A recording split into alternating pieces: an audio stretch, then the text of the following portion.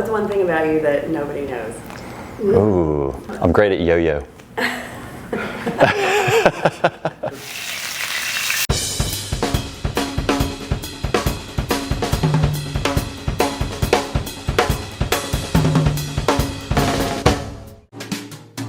I'm Deen Neff, and the restaurant's called Seabird, and it's downtown Wilmington, North Carolina.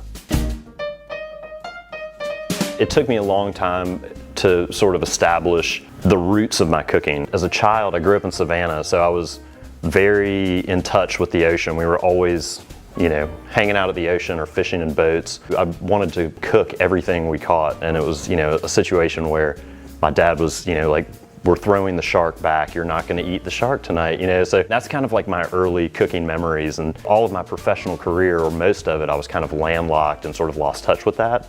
And so moving back to Wilmington, I was experiencing this like nostalgia of fishing and cooking, the fish that we were catching as a child. And there's just so many good ingredients to work with.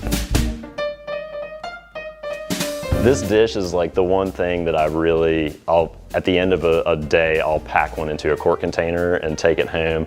It has, clams and wild mussels and speckled sea trout and kind of all the things that are familiar to me and the food that I kind of was exploring in Savannah as a child. One of the important things about Seabird is to create an identity through the relationships that we have with the people who are bringing us food, to make it unique and make it special. The clams and the mussels are from a wild forager that we work with on a shellum. We've got shrimp coming from kind of like the Southport area as well, speckled sea trout coming from the docks in that area. And as the season changes, just like with produce, like the seafood changes, and you see that from what's coming in and what's available.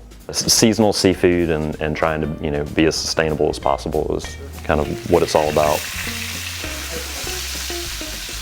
I heard that you really like the broth. I do really like the broth. There's a lot that goes into it. We basically steep down all kinds of aromatic vegetables, leek, fennel, celery. We add in bay leaves and peppercorns and tomato juice and kind of mushroom stems. We also fortify it with roasted red peppers and puree those into it after everything's strained off, and it adds a little more body to it and color. Also the sofrito is really important as well, because that allows you to kind of add some really concentrated aromatic flavors in at the end.